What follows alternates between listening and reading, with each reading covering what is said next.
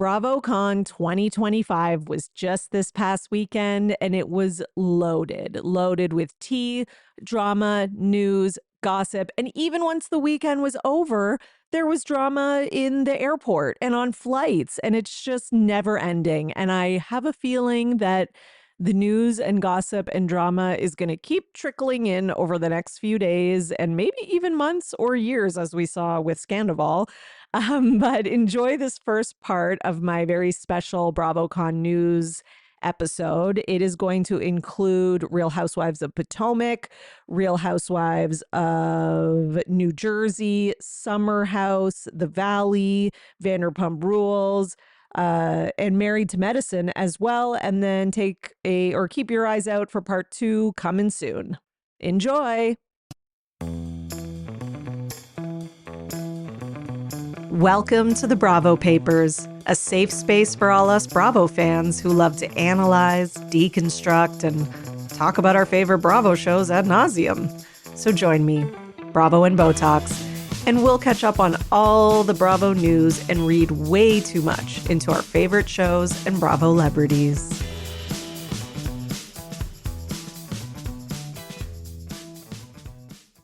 Hello, everyone, and welcome back to another episode of the Bravo Papers, Bravo Weekly News, with a special, very special BravoCon episode. And BravoCon did not disappoint. It brought us so much news, so much tea, so much craziness. Not maybe the craziest BravoCon we've ever had, but, just when we thought things were wrapping up quietly, the drama really started to hit. And, that's what happens every year. People are like, oh, nothing really that exciting happened. And then Monday morning rolls around and we find out that there's drama in the airport. There was drama on the plane. There was drama at 3 a.m. in the hotel hallway. That's the kind of stuff that happens. So, so on that note, let's get right into it. We are going to start with some Real Housewives of Potomac, because Real Housewives of Potomac, I think, brought a lot to BravoCon. They brought a lot of news. They brought a lot of information, surprises. Okay. And I think, I think they're a top dog right now. I really think Potomac's having an amazing season. They showed the mid-season trailer at BravoCon, and it was everything. Like, what an amazing trailer.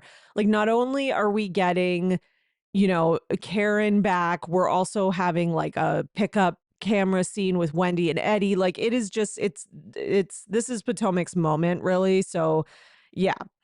Okay, so let's start with the fact that Wendy came to BravoCon, which we weren't sure. We didn't know if Wendy was going to show up. With everything happening with her and Eddie, I got to say, it would have been real easy for her to just skip it, to kind of hide away for a bit. And people would be like, well, with what she's going through, we kind of understand. But they didn't skip. They came, they were there. Eddie was by her side. There was a picture of him sitting in the audience during the Potomac panel, supporting his wife. They took a picture together. And like, I gotta say, I kind of loved it. I love that she showed up. I love that she discussed the allegations as much as she could, of course. And I'm like, okay, renew this woman's contract, like, right now. I want to see this all play out. And I really respect that she came and sat there and, kind of faced the heat a little bit. So I think that was really admirable for her to do, because I'm just telling you guys, and I think we all know that there is a lot of housewives who just wouldn't have come. We know that, right? Wendy says, so she was asked about it on the panel. Okay. She says that when the time is right, they will share their story.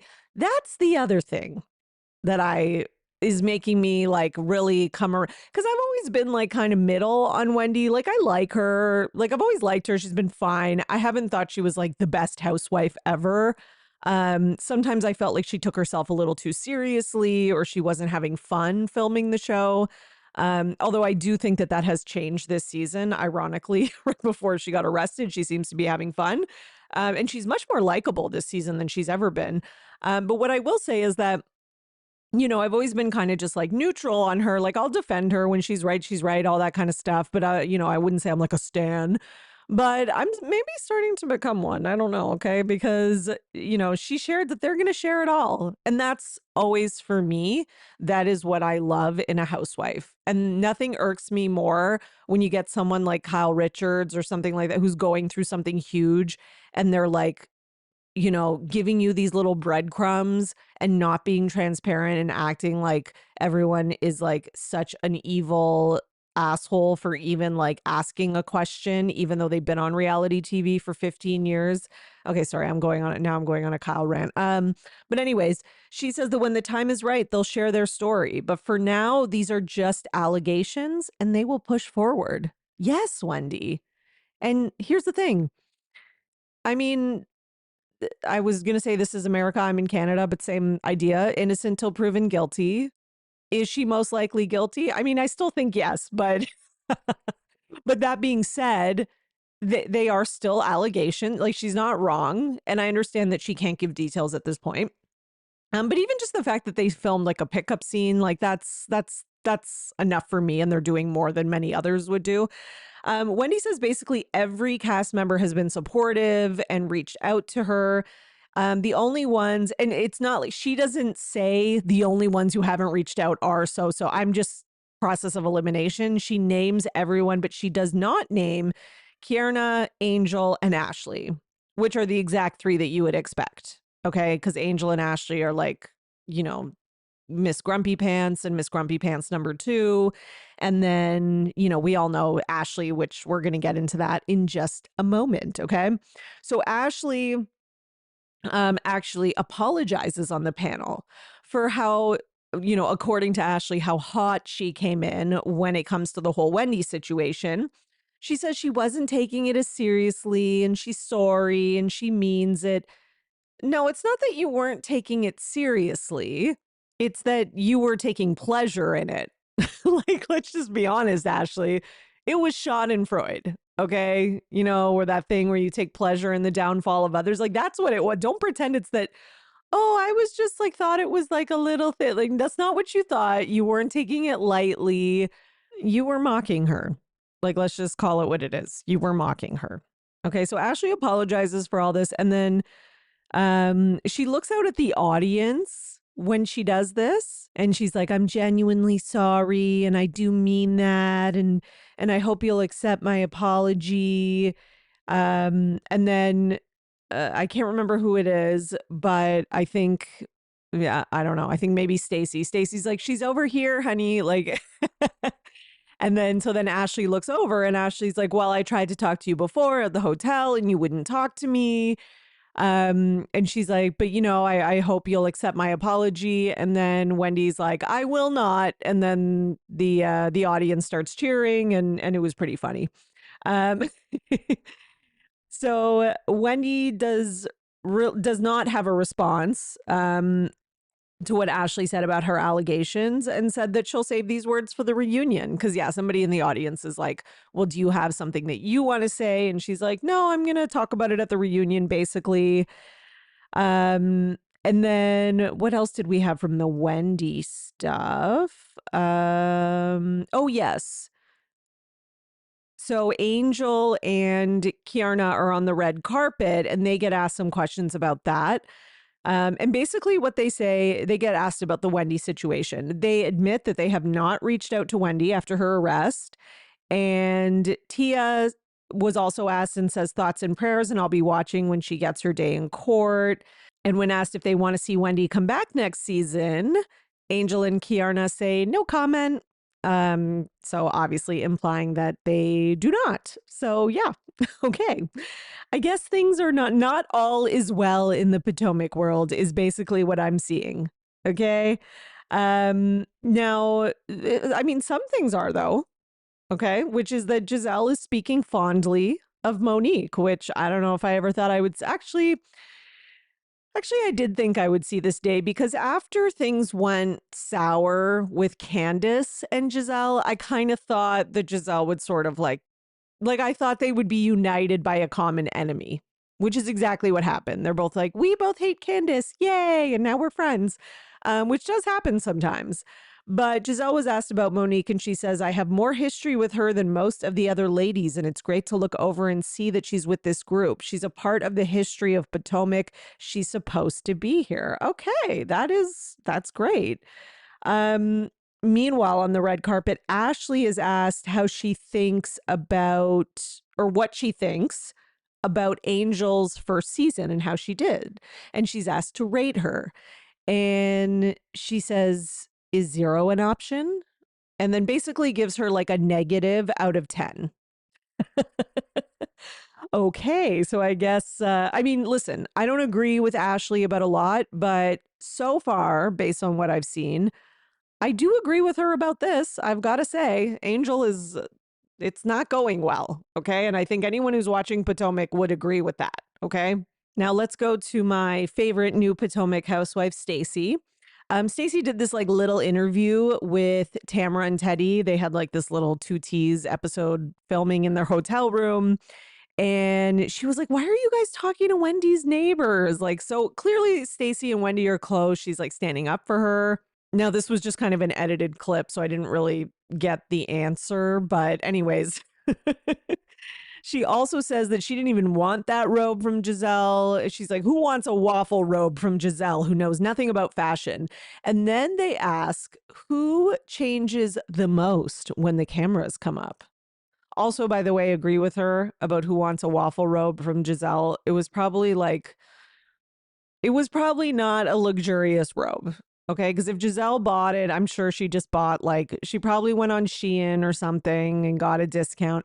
Because Giselle, and that's not like me saying Giselle doesn't have money or something, because she does. And I think that's how she keeps her money. And that's part of how she's doing well, is because she doesn't go and like flaunt and like spend on ridiculous things she doesn't need. I respect that. But that being said, do I think that Giselle cares about spending money on like luxurious things? No, I don't. So I don't think she's going to buy like the most expensive bathrobe and have them like hand embroidered. Like, she's just not doing that. I just don't think she would do that, because I don't think she cares that much about that stuff. Anyways, so they asked Stacey who changes the most when cameras come up, and Stacey says the little imp Ashley is the one who changes the most. I love that she called her that. And she says she's one way when the cameras are down, and then once the cameras come up, she turns into the devil. Okay, wow, harsh words. Harsh words, but not untrue. I think that is accurate. And I think Ashley is becoming more and more of a villain and a thorn in everybody's side lately. And I don't know. I'm starting to sense that like I don't know if I see Ashley being off the show anytime soon, but I could see maybe like a friend of role for a bit or something. I don't know. She needs to get it together. Because I think she's kind of like alienating a lot of the people on the cast in terms of friendships, and that's never good. Right? Because it doesn't seem like she has that much going on in her personal life, and those two things together can be a recipe for bye-bye. Stacey also was asked about who the rudest Bravo celebrity was that she met. This was on a panel. This wasn't with 2Ts. And her answer was Kyle Richards. Oh, I love it. She says Kyle was less than gracious when she met her this weekend. She said she was so excited to meet Kyle, and that, Kyle just wasn't really like giving her the time of day. And I could 100% see that. And here's the thing.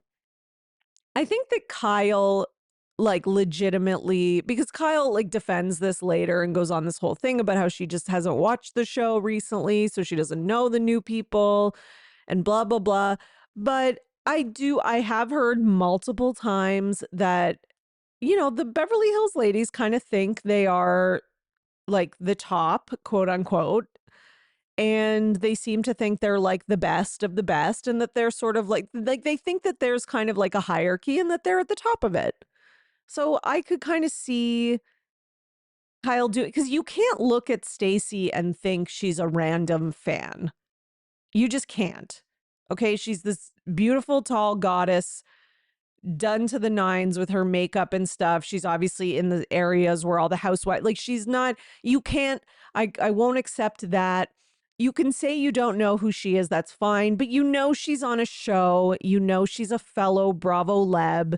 So, be kind and like engage her in some conversation. Like I just think Kyle is thinks she's like such hotter shit than she is. As much as we as fans try to take her down a notch, it doesn't seem to be working. Okay. Generally, I don't sleep in pajamas. Okay. I'm more of a underwear t-shirt kind of gal, but I am now converted because I got to try Skims lounge sleep set in Cyprus, by the way. Beautiful, deep green color, amazing for the holidays. And I'm converted. I slept in them the other night and now every night, and they are the most comfortable pajamas. Like, guys, I'm not just saying this, the most comfortable pajamas I have ever tried. Like, it is like sleeping with no pajamas on, but with the warmth and comfort of just that extra layer. And I'm just obsessed. I don't think I can ever go back. The softest fabric ever, the beautiful deep green cypress color, just like a Christmas tree. I'm going to be buying these for my sister, for my sisters in law. Like, I will be gifting these to everyone this Christmas. And honestly, you should too, because everyone will be thanking you. And this will be a gift that your family and friends are actually going to use and be obsessed with. So shop my favorite pajamas at skims.com. After you place your order, be sure to let them know we sent you. Select podcast in the survey and be sure to select our show in the drop-down menu that follows. And if you're looking for the perfect gifts for everyone on your list, the Skims holiday shop is now open at skims.com. Okay, my Bravo fans, you know what's happening. Holiday shopping is officially here. And listen, I don't want you out there wasting tons of time trying to find the perfect gift, and then you don't get to watch all the housewife shows that you need to watch. So go to Uncommon Goods. Okay. It's going to take the stress out of gifting, and you're going to get unique, high quality finds that you will not find anywhere else. Okay. I hate getting people like the same thing over and over or boring gift cards and stuff like that. So I love Uncommon Goods. One thing that I have already ordered is they have these customized family paintings. So it's kind of like family art. And they have this beautiful one where it's like a customized painting of you and your family all sitting around like a fire pit. They also have one on like like a ski lift and stuff. It's really cute. So I'm getting the fire pit one because my in-laws have this like gorgeous fire pit at their cottage, and we do that every summer, and it's a nice memory. And they have everything. And this is something that I know they'll actually love, and they can hang it up at the cottage. And it's just so beautiful and unique. So I just love that. So don't wait. Cross those names off your list before the rush. To get 15% off your next gift, go to uncommongoods.com/bravopapers. That's uncommongoods.com/bravopapers for 15% off. Uncommon Goods, we're all out of the ordinary. Now, the biggest piece of Potomac news is obviously Karen Huger. I stated, I think, in my news episode last week that I had heard that Karen was coming. Karen's here. She went to BravoCon, or she was there, I should say. Sorry. She went to BravoCon, which again, I really respect her and Wendy both because it's not easy. It's easy to show up when you're Stacey.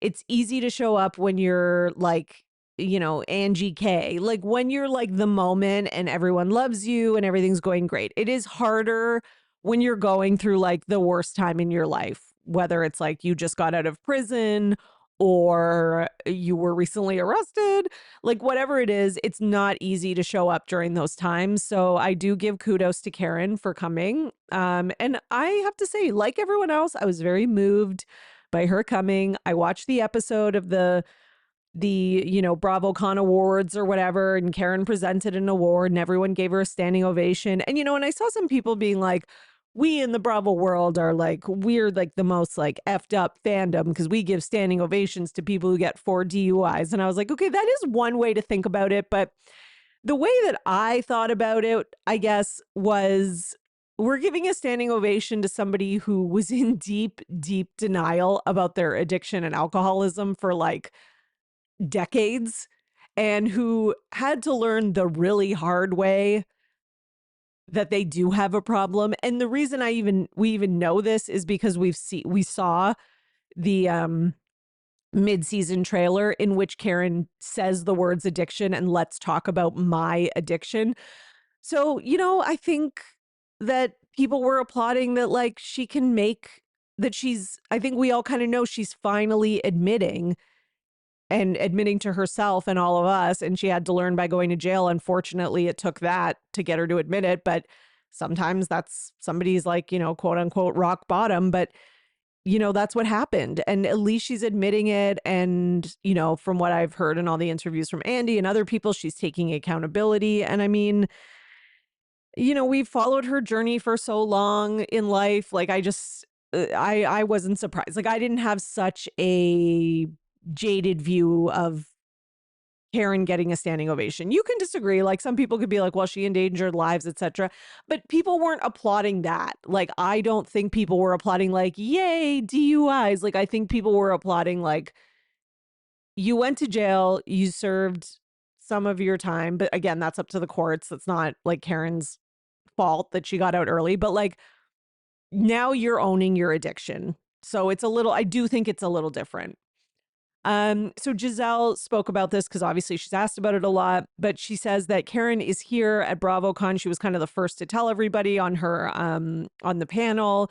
So Karen was not at the Potomac panel. And I think the reason is obviously because Andy is doing this special one-on-one sit down, and that's going to be like the first time we're going to really hear from Karen. So Giselle tells us on the panel that she is here, that she's being accountable for her actions. Giselle also says she's on a journey, that she wants to do better. And, Giselle supports that, which great. That's great, I think. Andy also teases his sit down with Karen. He says that he did do this like one-on-one interview with her. He snuck into her house in the middle of the night. Not unlike Robin and Giselle dropping off a pizza. No, I'm just joking. So he snuck to her house in the middle of the night after he filmed Watch What Happens Live in New York. So he flew there, took a really late flight. He says he heard things from her in this interview that he's never heard before. So that's great. Because to me, like, he's not saying it, but to me, that's her admitting that she's an addict or that she's an alcoholic. That's got to be what it is. And I'm sure there's going to be other things that we don't know about, but I am really looking forward to this.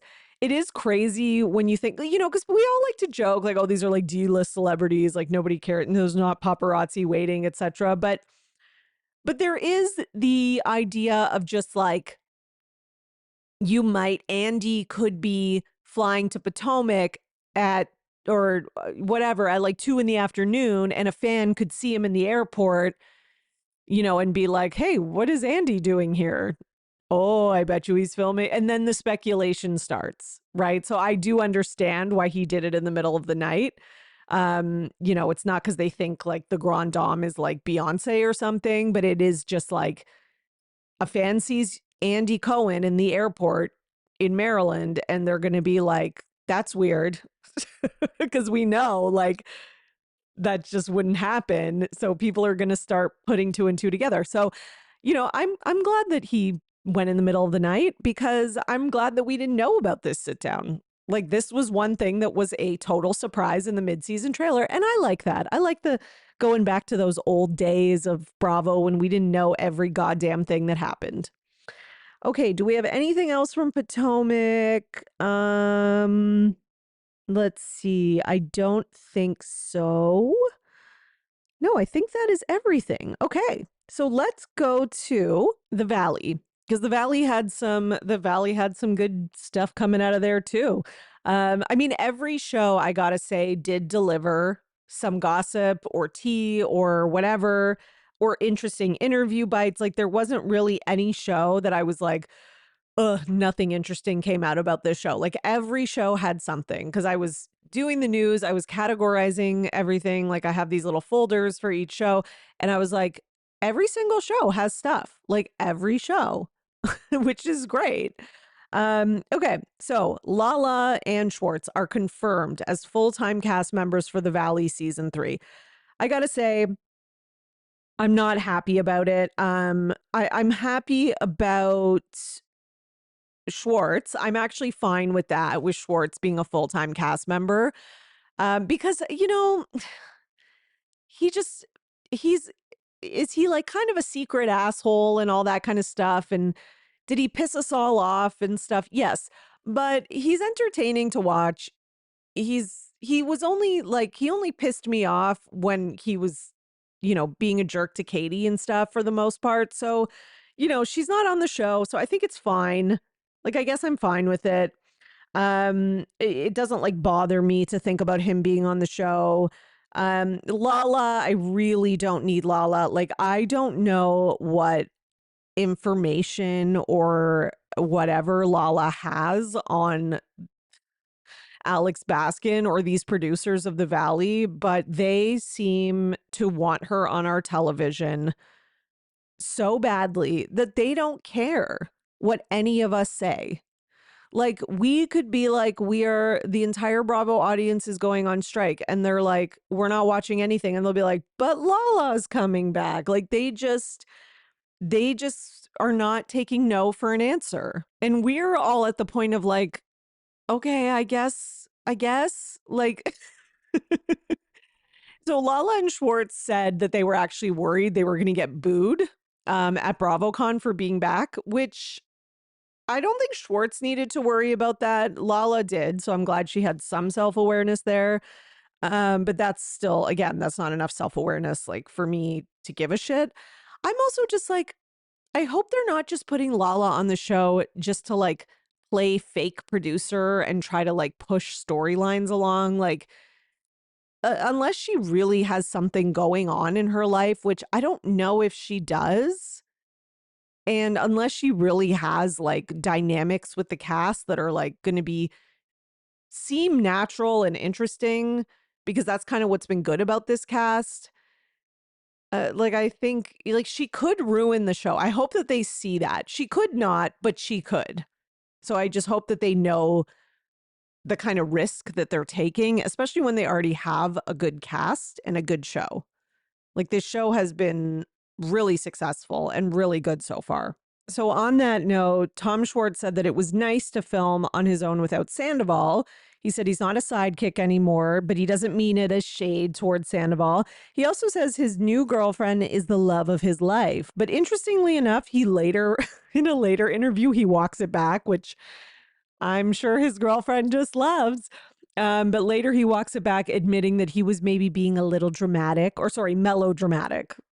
Like it's too late. You already said it. And if you're walking it back later, like you're setting yourself up for a fight. See, and this is the thing. These Bravo guys are just they're fuckboys through and through, and they're never gonna change. They're totally the type that would be like, she's the love of my life.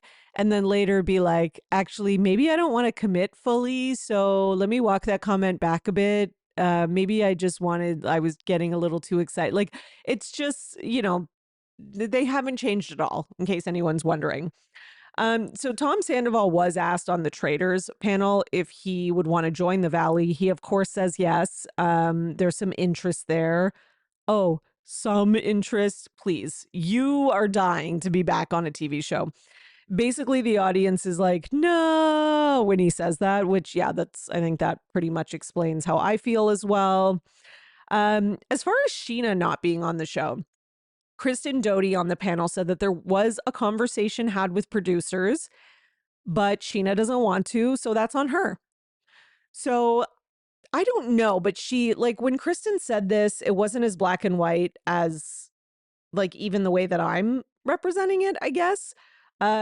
She was like, yeah, there was like, it just sounded like, I don't know how to say it unless you go and watch the clip, but go to my story highlights at Bravo and Botox and you can see it. But basically it sounds like there's a piece of information that she can't say that's missing. And it very much sounds like she, I don't know, like it very much sounds like something went on that is why Sheena's not on the show and that she was supposed to be, but that like, the party line is because Sheena didn't want to. but that's not the real reason. So that was what I took from it. Because then also there was this moment with Zach, Brittany, and Jasmine on the red carpet, and they were asked about Sheena being on the show. And basically what they say is that she was supposed to be on the show, but then, quote, all of a sudden she wasn't. So I'm like, what did she do? What did she say? And again, and if you're listening to this right now and you're like, Emily, Sheena said she didn't want to do it. Can't we just believe her? Like all signs point to that. No, I can't. I cannot accept that. Like in my head, there is no world in which Sheena doesn't want to be on the Valley. There just isn't. I just don't think so. So I'm still going with that. And then Jasmine gets kind of like annoyed when she's asked about this. And she's like, everyone's talking about, why does everybody care so much about this? I'm like, they actually don't, Jasmine. It's just that Sheena never shuts up. So, and I think we all just kind of want to make sure she's not going to be there because we don't want her there. So I don't know. Okay. All right, what else we got? So Brittany also says in a red carpet interview that LVP has not checked in on her since her divorce or her son's autism diagnosis. And she says that LVP likes people who are, quote, bringing in money. I mean, that is true. She's a business person first and foremost, and that's like a really nice way of me saying it. But she's still technically she's a producer on the Valley, but she's like, I don't think she's like a producer that actually does anything or works with the show or is like, you know what I mean? So, because they all said she's not involved in it at all. They never see her. Like, it's not like it was with Vanderpump Rules. But yeah, so I don't know. But yeah, I think like if you're not on like quote unquote her cast, and I think these people kind of outgrew her, and I think them not like quote unquote needing her in the same way, I think that bothers LVP a bit. And I think now she's going to be transferring all her attention to this new cast. Because let's just be honest, she is. They also asked Kristen who she would pick to be the next couple on the Valley headed for Splitsville. And Kristen's answer is Janet and Jason. Which I think is a surprise to nobody. But I mean, that's ballsy to say it because here you go. This is the good thing about BravoCon is it is setting up all the storylines for next season. We're going to be getting all sorts of, remember in Vegas, because they won't say BravoCon, but remember in Vegas when you said that we were going to split, like just like how we had Erica and Dorit fight about that, even though it ended up being true, but we had them fight about that on Beverly Hills. So yeah. Brittany also said that she's praying that she'll be divorced from Jax by December. So I remember seeing her on Watch What Happens Live, like when the Valley, the most recent season, was airing. And she said that for sure, they're going to be divorced by October, whatever the date was, 26th, let's say. It was some specific day in October. She's like, 100%, that's the date. I guess not. I'm assuming Jax is making it difficult, but again, I don't know the intricacies of it. I'm sure we're going to see that on next season of The Valley, but now she's saying she's hoping for December. So I'm sure we'll hear about that when it happens. And I'm also sure that Jax makes nothing easy. They asked Janet about if we're going to like her on the new season. And she says that if we disliked her season 1 and 2, we're probably going to dislike her season 3, which, listen, Janet's only course of action is to fully lean into being a villain and to just go with it. And then I do think that when you fully lean into being a villain, you eventually get fans. Like at first you just get all the haters, but then people kind of get like used to you as a villain and they start to see it as like a necessary thing and even start to see it as like kind of comical because it's like low stakes villainry. And then I think you get some fans. So I think not to worry, Janet, you might actually, be on a good path here. I say that, very cautiously, by the way. Not that I'm becoming a fan of Janet, because I'm not. I'm just saying that is usually a kind of a trajectory for Bravo celebrities who are villains. Another thing from the Valley is that Lala says she reached out to Katie when her dad passed away. And then again, because she's been working on quote unquote cleaning her side of the street. But Katie did not respond. Lala says she has a lot of love for Katie. And when asked about Sheena, Lala says that she's not even talking to Sheena. Okay. Which I guess that makes sense because with the whole thing that Sheena started with, like, Lala didn't promote my book, and then they've been going back and forth, it kind of makes sense that they wouldn't be talking at this point. Or I don't know, maybe this is producers' way of like dropping little seeds of a feud, and then no, we're not going to have Sheena like this season, but then maybe the one after. I don't know. I just keep going to all these conspiracy theories, but either way, they're not talking. And to be honest, I don't really care that much. If I'm just going to be like 100% honest with you.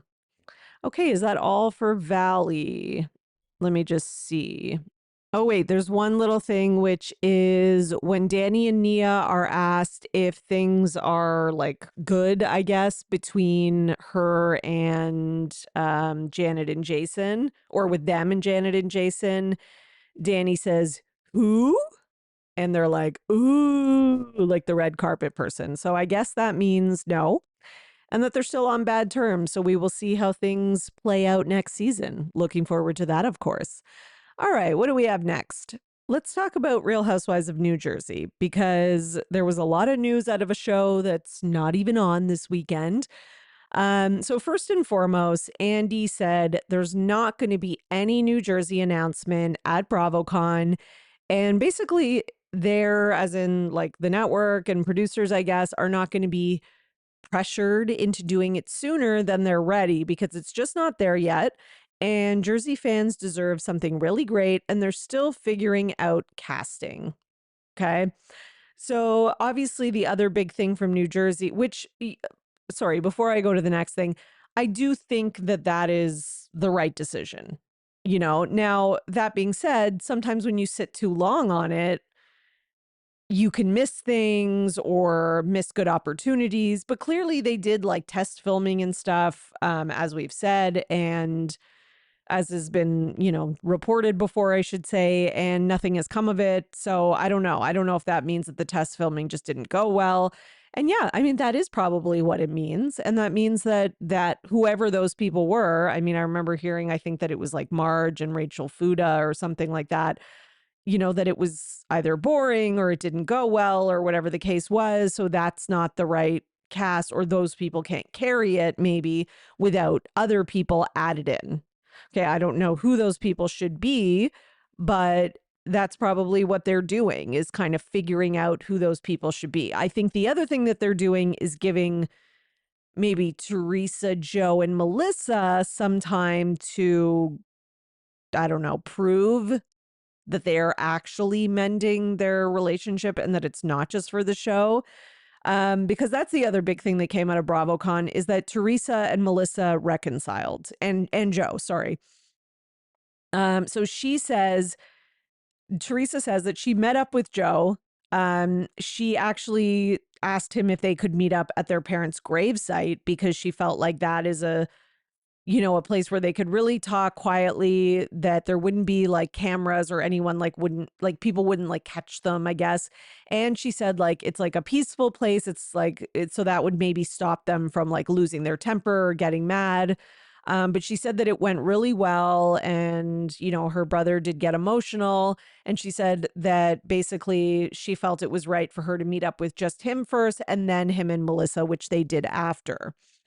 And she said that, she's glad she did it, and it's a step in the right direction. So yeah, and that's kind of something that everybody is talking about. So, there was pictures of them together. So there was a picture of like Louis, Teresa, Melissa, and Joe. And then Gia commented and said, "This just makes me so happy." So, everybody seems to be in on the love fest. And then there was like, Joe went over to Teresa's table where, she's selling merch and stuff. And he had like a group hug with her and Louis. And of course, he had to take off his shirt and be in a tank top. Um,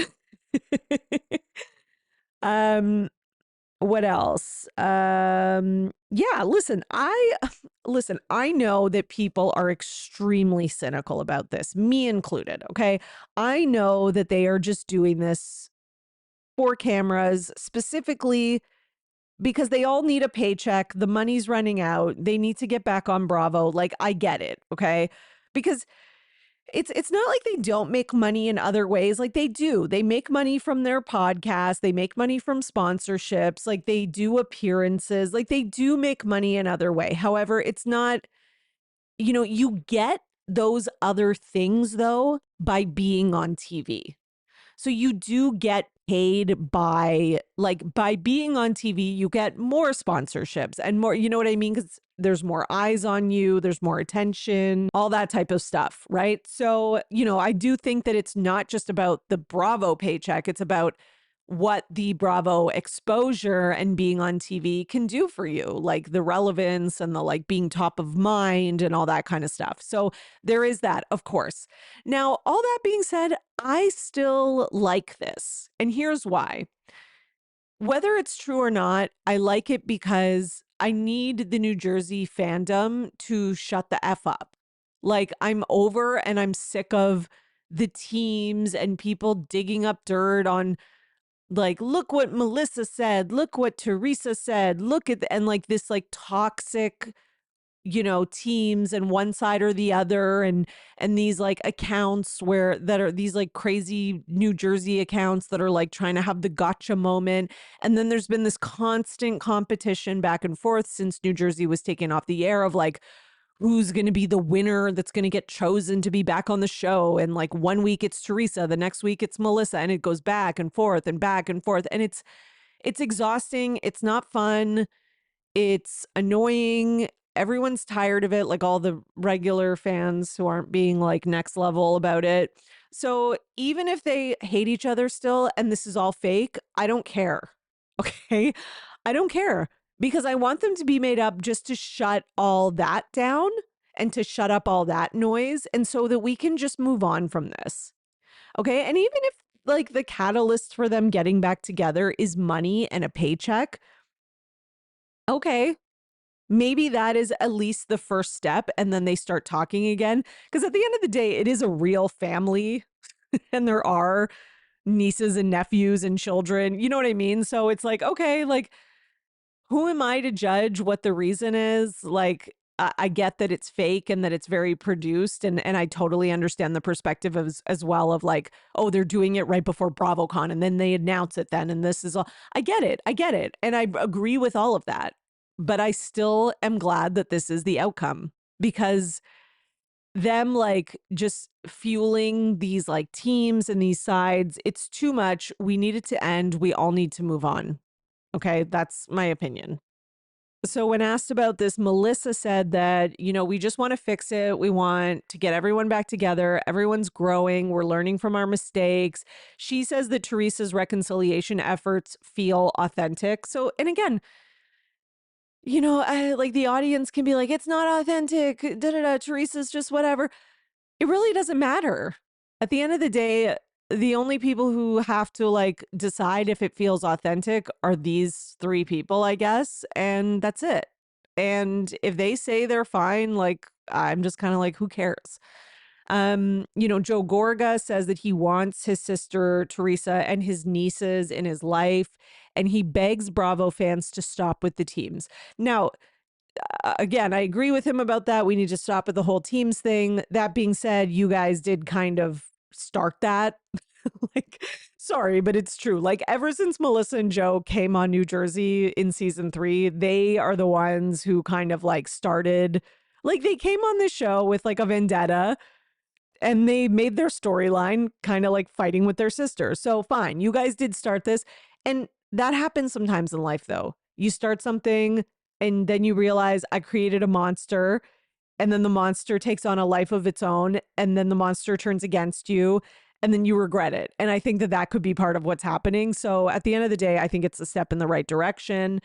Melissa says, I know there's a lot of doubt, but the relief on my husband's face when he came home from that conversation with Teresa is all I needed to see. She says, let's not forget there's 7 children between us. So if my husband looks at me with relief and says it's authentic, she's being real, let's put trust, let's try this.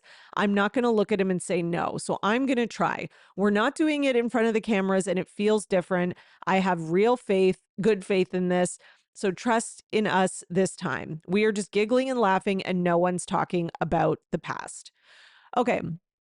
I mean, again, that sounds lovely. The one thing I will say is like, we're not doing it in front of the cameras. No, you're not doing it in front of the cameras, but like, I can't not acknowledge that you're doing it hoping that the cameras will come.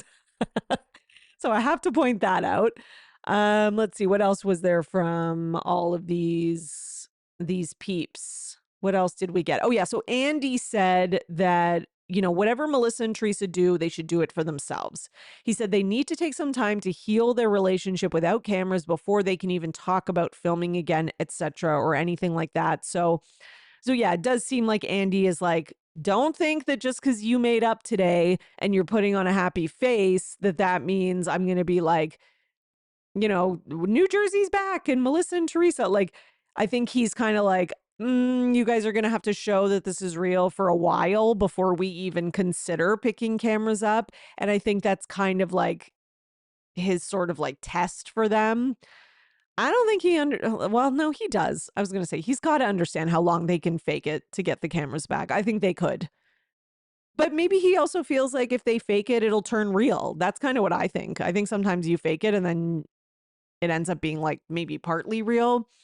And I don't think Teresa and Melissa are ever going to like each other, but I also think that they can, like, we saw them coexist for a few years and it was fine.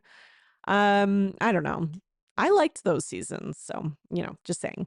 But yeah, I think Andy's going to need to see them actually like hanging out and having a relationship and doing regular family life and stuff before, you know, they even consider like filming them or anything like that. So expect to see lots of social media content with Joe and Melissa and Teresa and Louis and everyone acting like a happy family for the foreseeable future. That's what I think is going to happen. So Dolores is asked about it. She says she believes the reconciliation between Teresa and Joe and Melissa is real, but she says this better be the last time because basically she's sick of it and no one wants to do it again. Exactly. I'm on Dolores's page. I'm sick of it. I'm over it. Let's just like stamp it. It's done. And can we move on, please? Now, Marge was asked about it. This I thought was the most interesting response because you can tell that Marge is not buying it. And you can also tell that she hates it. Because let's be honest, from a strategic, like filming, getting back on a show standpoint, this is not good for Marge. Because Marge was kind of like a lot of people feel that Marge was, including myself, she was part of the problem. I don't think she was the only part of the problem, but I think she was some of the part of the problem. Like, I think she was kind of part of the reason that they were not on each other's side. Like, I do think she was part of like, you know, gossiping and giving information that was like making them hate each other or not trust each other. Again, only part of it. It's not, I'm not like blaming it all on her because it's much more, there's a lot of layers to it. But I do think that she was not someone who was like advocating for them to be back together. I think she was more like, she was kind of like benefiting from them not being together and having a split relationship because she also was on a side. And if there's no side, kind of where does that leave her? So she was asked about it. And right off the bat, like her tone just sounds very like, oh, like she's not happy about this and that she thinks it's BS. She says she knows Joe and Melissa are very genuine and this whole thing is playing out in the press. So again, notice she doesn't say Teresa's genuine. So she's doubting Teresa's motives, of course, because they hate each other. And then she says that, you know, it's playing out in the press, but it should be behind the scenes in a therapeutic setting. But she always wants family together. Okay.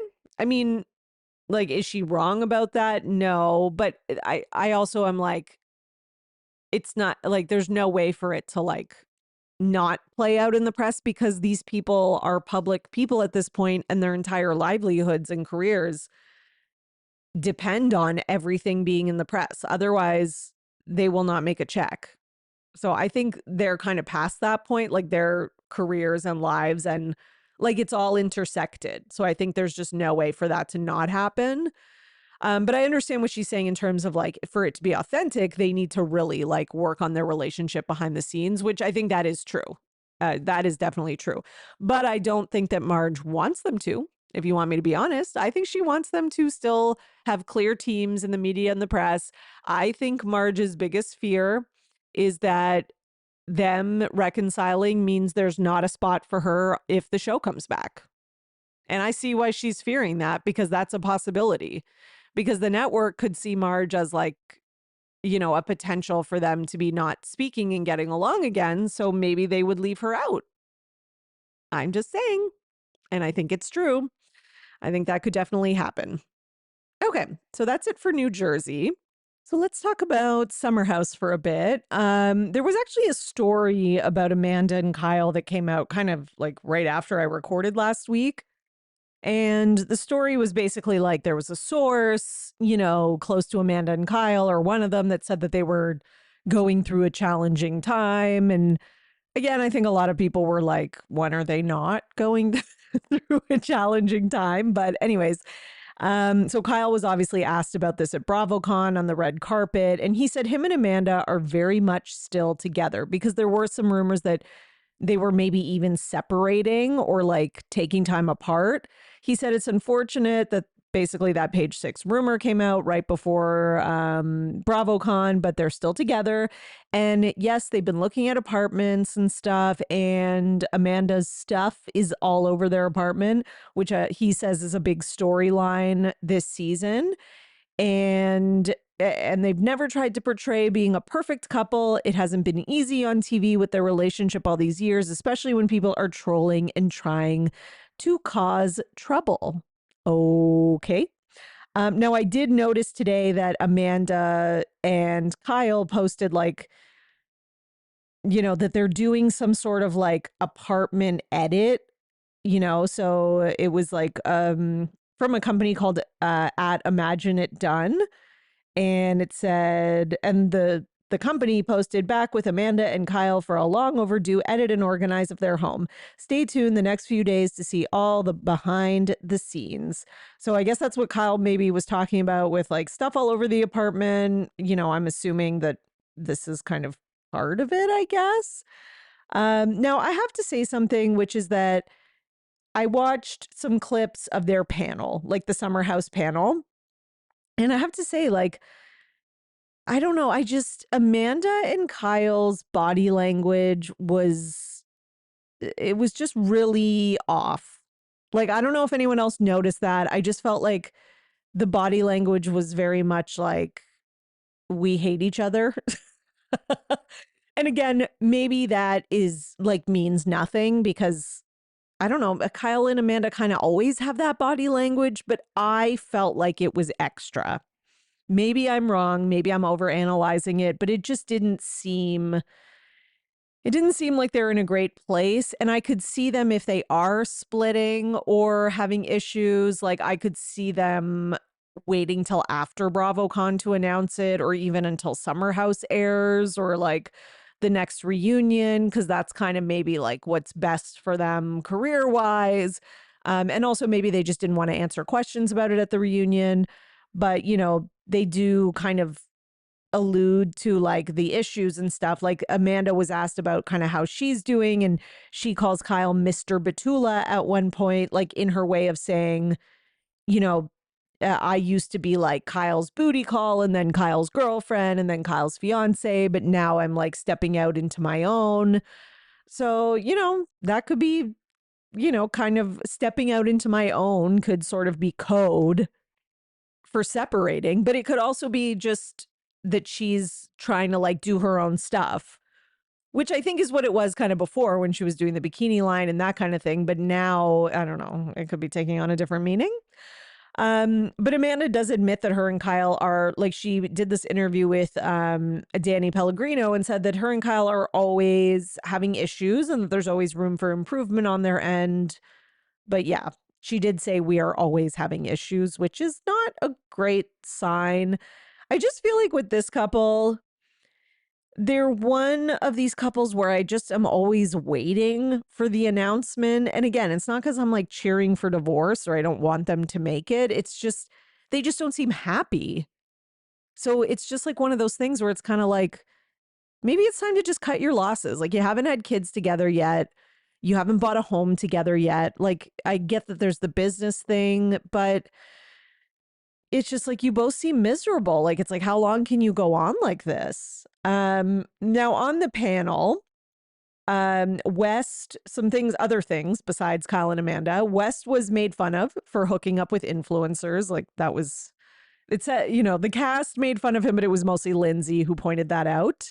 And she said, what did she say exactly? She said she made fun of him for dating every influencer in New York, which I love that she's saying this and just like clowning on him for it because, I think sometimes Wes kind of gets away with like being super thirsty because he's kind of like, he does have like a cool vibe about him. So, you know what I mean? So he kind of gets away with it a little bit more than someone like Brittany Bateman, who's just so desperately thirsty that and they wear it on their sleeve. But he is, I think, one of the thirstiest Bravo celebrities. Like, I really do.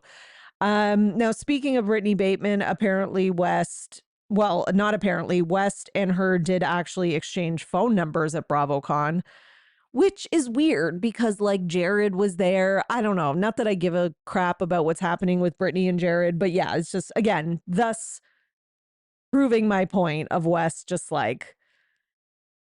kind of like trying to get in anywhere where he can get attention. But he's not the only one because what was it? Who was it that Jesse was talking about? Oh, yeah. Jesse was saying he would love to be introduced to Ashley Darby. And then Kyle was like, ask Luke. Carl mentioned Dorit, I guess. My God, I feel like ever since Craig and Paige, everyone's trying to have some sort of crossover or something, even if it makes absolutely no sense. But Carl mentioned Dorit saying he would give her all the cigarettes she needs. Okay. Um, what was the other thing that they talked about? Oh, yeah. Carl talked about like hanging out with Vanita. So he was saying that he, has hung out with her before and he's like still like, getting to know her more, but she's obviously beautiful and he really likes her, like, or that she's really nice and has a great personality. So now that is a couple. See, that one is realistic. Like, I can actually imagine Carl and Vanita. Like, that one makes sense. I don't know why, just the personalities, that just makes sense to me. Now, when talking about the drama from the season and everything that went on, the cast says that Kyle is going to have the most to answer for at the reunion. Okay. And that he had a very rough summer, which, I mean, that's not like that unusual for Kyle, but I mean, I'm interested. I want to know why he had such a rough summer because I specifically am wondering if it has to do with Amanda and the fact that these two seem like they, I don't know, like hate each other at this BravoCon. Apparently, there was a newbie that cried within the first minutes in the house. There's new guys that are hot. One's got an accent. Carl also talked about Lindsay. I'm just kind of giving you like a little breakdown about Lindsay being supportive of what's it called? Of Soft Bar. He said that her support is incredible. And then Kyle pipes in and is like, oh, and Carl was saying how Lindsay looked like so hot, tonight at BravoCon and that he loved her outfit or something like that. And everyone was like, and then Carl was like, oh yeah, she even brought me a gift. Like, I think he means when he opened Soft Bar, it was like a stuffed animal. And Lindsay was like, don't tell them about the gift I got you. And I was like, okay, no, guys, I can't do this. Like, love you too. Well, I don't really love Carl, love Lindsay, but like, we're not doing this again. Okay, I cannot get back on this ride again. No more Lindsay and Carl. They are great as friends and they need to just stay there. Like, I saw people in the comments being like, I'm ready to get hurt again and get on the Lindsay and Carl ride. No, I'm not. I can't do it. I can't do it. Okay. We're not doing this. It's not going to work. It doesn't matter if Lindsay's a mom now and she has a bit, like, none of it matters. You guys didn't work for a reason. And let's just wrap that one up. Okay. Wrap it up in a bow and just send it off. we're not doing it again. Now, West gave a little bit of information about, like how the house was this summer when they were filming. He says there was a lot of guy energy in the house, which I don't know if I love that, but okay. I mean, I guess it's good if they're like being messy and they're going to be the villains and, we can all hate on them. So I guess that's kind of like, I mean, that's really what this show is. It's really what Vanderpump Rules was. It's really what Southern Hospitality is. It's just like, you know, men, it's what Southern Charm is. It's just like guys behaving badly like fuck boys and then the women who date them. Like I've said that before and I'll say it again. That's what these shows are. But yeah, so Wes says that there was a lot of guy energy in the house, and he's like, which I don't know, maybe some people won't like, but he's like, but I enjoyed it. I'm like, oh, well, I'm glad you had a good time, Wes. That's what matters. The audience and the ratings and our engagement is irrelevant. But anyways, but then he says, when he was asked which single Bravo Leb he has his eye on, he said Ariana Bierman. He said, because in the same moment he was asked about that, and he says he saw her at the panel. I guess they were on the same panel, and he said she's beautiful. Again, though, stay away from her, West. Okay, I need you to stay away from her. She just broke up with Hudson. Okay, and I know she's like the it girl right now with Next Gen NYC, her and Riley, but like just back it up because clearly West, he's all over the place. He's getting Brittany's phone number. He perhaps went on a date with Mia from Southern Hospitality. Like he's going on dates with influencers. Now he's talking about Ariana. Like leave Ariana alone. Okay? Leave Ariana alone because I don't need, you are clearly just not looking for a relationship unless Ariana is looking to just hook up. In that case, fine. But don't be like trying to lead her on and do that kind of tomfoolery because I'm not here for that. Now, in terms of Paige not being here this summer, that was something that was talked about quite a bit. And the girls talked about it kind of like a big loss for them. Like they missed her in the house. They were kind of like lost without her, specifically not Lindsay, because I think Lindsay's always been pretty independent when it comes to like this show and the summer house, and she was there before Paige, obviously. But Amanda and Sierra seemed quite lost without her. And they said, they miss her and stuff like that. And Lindsay's like, yeah, they were like FaceTiming every time I wasn't there. And, she was with her daughter. They're like FaceTiming her. See, and I mean, this is the thing that's kind of always been not my favorite about Paige and this crew, the like bed bugs or whatever, is that it is like a group of three where one is the leader and the other two are followers. And to me, that just doesn't make like great television, and it never has. And I do think that like now that Paige is gone, ironically, Amanda and Sierra are desperate for a leader because they are just such follower type personalities. I'm sorry, but it's true.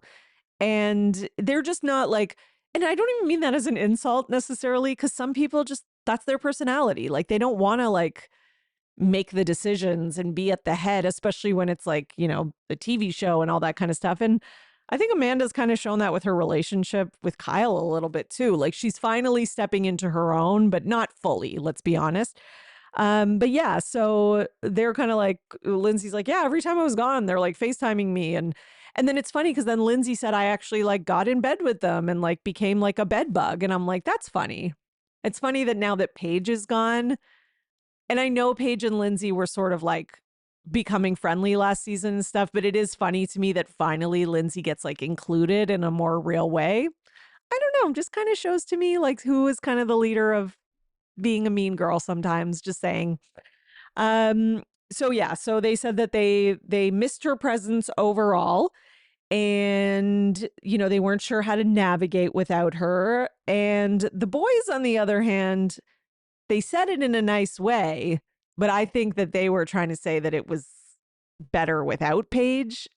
That was what I took from it, but I could be wrong. But basically what they said is that, yeah, they missed Paige, but when you have a but, it's like, however, but they said that Sierra and Amanda went out a lot. They said they went out all the time and we had so much fun. So, they were kind of like implying that, it was like Paige didn't want to go out, so they didn't go out, right? And I think that was kind of the like why sort of I thought it was good that Paige left the show, because there was sort of this like clique group mentality with those three. And in my opinion, it's just not good for the show. Like, I care about what's making the show good, and I just didn't think that it was good for the show. Like, it is boring to watch them just stay home in bed. Like, the point of the show is like, we have a summer house, you're going out. When they go out, inevitably there's drama. Like, that's all part of it. So it's kind of like, I'm glad that Amanda was going out more. I'm glad that Sierra was going out more. I'm glad that the dynamics are shifting and that you don't have half the cast, just going to bed early every night. Like, I just think that's not really like the vibe of the show. So I don't know. Like, I don't love West and Jesse, but I kind of agree with them on this. I think it is a step in the right direction, especially for the future of this show, because I do think like people are going to move on. We know Amanda, Kyle, Lindsay are going to some spinoff, etc. And like the new wave of the show needs to be like a new group of kind of single people, and they need to be going out. Like, we need to put an end to this like staying in bed thing. It was cute for a minute, but it's over. Let's move on to something new, because that's the only way that the show is going to survive. It's either going to stay stagnant and die, or it's going to evolve and keep going and thrive. Okay, so did we have anything else from Summer House? There was only one other thing, which was just Lindsay being her usual messy self, which we love, which is why I need her on my TV again. Is that Lindsay called out Austin during like the Watch What Happens Live to say that he had sexy time with fans last night. Okay. See, this is what I love. Like, Lindsay just doesn't give an F. She's like, yeah, I'll call it out. We'll talk about that. Now, I haven't been able to watch that Watch What Happens Live episode yet. I don't know if it's up yet on Peacock or Hey You or whatever, but I'm looking forward to it. So yeah, can't wait to see that. And again, thank you, Lindsay. And I'm sure that Austin did. I'm sure he found a couple fans that were down with that. And as I'll get into later with Southern Charm, he is not with his girlfriend anymore. So makes sense. So next we have some Married to Medicine news that came out of this weekend's BravoCon.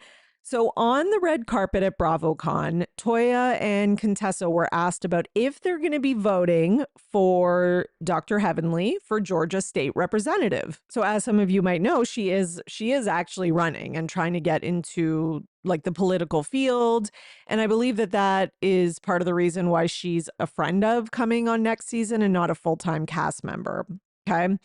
So, yeah. So Toya said that, she's not going to vote for someone just because they're her friend. Okay. It's not a popularity contest as Toya, well, she doesn't say that, but that's the implication. And she says that, she likes to like be informed, see where they stand on the issues, all that. And listen, I thought that was a good answer. Because I'm going to be honest, I'm a Bravo TV lover, I'm a reality TV lover, but I'm not going to vote, like, not that I'm even eligible to vote for this, obviously, but let's just pretend I was. I'm not going to vote just because it's Dr. Heavenly. Like, I'm just sorry. Like, this is real life. Okay. So I thought that was a thoughtful answer, but then Quad and Dr. Heavenly are on the red carpet later. And the interviewer tells Dr. Heavenly what Toya says, and Dr. Heavenly tearfully responds because Toya said she feels like Dr. Heavenly specifically is not polished enough for Georgia House. So Dr. Heavenly responds and says she doesn't know what a state representative does. Says, I grew up on assistance. My son was arrested. He made it home, but so many boys don't. That's why I'm running, which I think that's a great answer. I think that's a really great answer. However, as Dr. Heavenly so often does, not but a little few hours later, she ruins it because then she's doing this other interview. I think this one was in the hotel or something. And basically, Dr. Heavenly says that she's not proud of growing up on government assistance and says, I don't think that's congressional, so I don't say it, which was confusing to me because she said on the red carpet that I think she said she was on assistance, but it's like, I don't know. It sounds like, this is like a conversation that is filmed. Sorry, it's not an interview. It's a conversation that's filmed in the hotel room between her and Quad. And as some people point out in the comments, it's almost like Quad is coaching her, and like this is just not a good look for Heavenly, and this maybe should have happened off camera. A lot of people are questioning, like, okay, well, if you can't be authentic, like, why are you running for office? Because at the end of the day, that's a real struggle that a lot of people go through, and there's nothing to be ashamed of. You were a child. And, you know, at the end of the day, like, that is something that so many people are going to relate to, and that could get you votes. But instead, Heavenly is like, I don't want to talk about that because I think, you know, that's why I don't say it.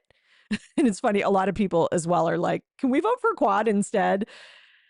Oh God. And it does, like, just the way she says it just sounds like very judgy and not understanding, which is just not great.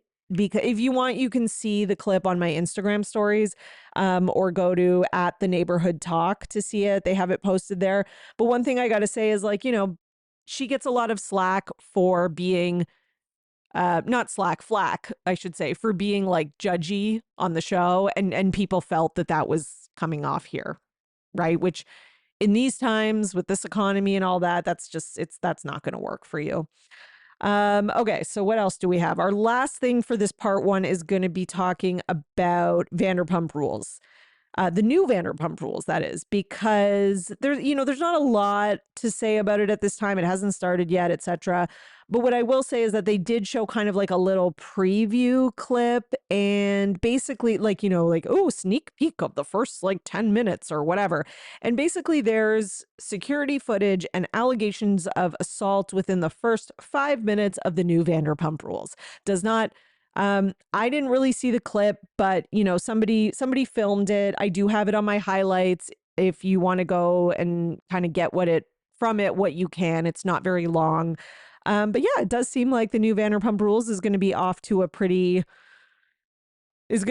fiery start right out the gate, with Lisa Vanderpump right in tow, having her little sit down with this staff member and being like, what happened when I wasn't there? It's very much going by the old formula. And again, it's not going to be like the original. Of course it's not. Nothing is ever going to be like that. That was like lightning in a bottle, once in a lifetime kind of thing.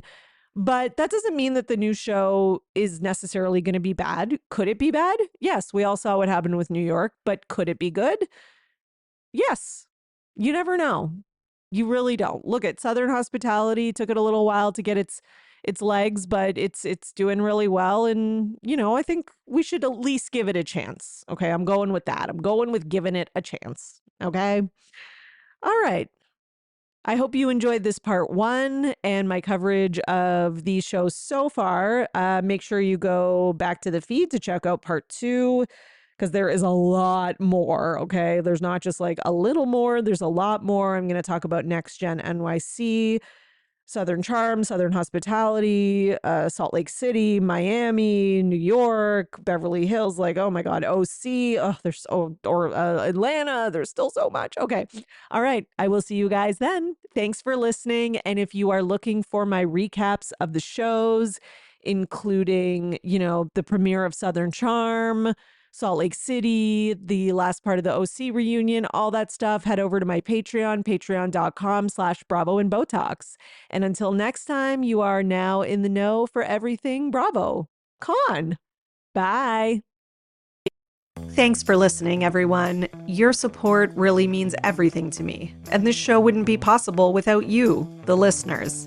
So please, if you enjoy the podcast, leave a 5-star rating and subscribe so you don't miss an episode. For more, you can join my Patreon, patreon.com/Bravo and Botox. And for $5 a month, you'll get 4 extra podcast episodes a month. You'll also get early releases of Bravo Paper episodes and more. Please also subscribe to my YouTube channel at The Bravo Papers, and follow me on Twitter, Instagram, at Bravo and Botox, and at The Bravo Papers. If you'd like to buy me a coffee, you can at buymeacoffee.com/Bravo and Botox. Send your love through some much needed caffeine. And any guest that was on today's episode will be in the show notes, all their social media and contact information. So thank you so much, everyone. Keep overanalyzing Bravo.